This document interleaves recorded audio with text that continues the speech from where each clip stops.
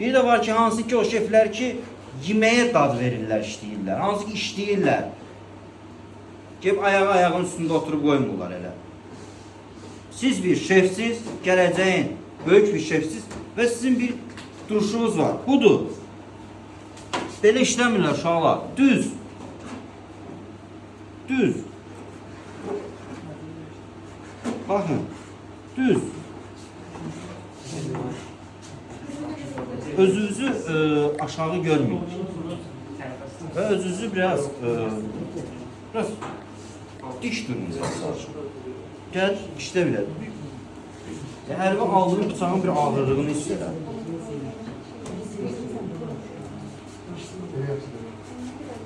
Düzdür. Başımı kaldı. Ay işte.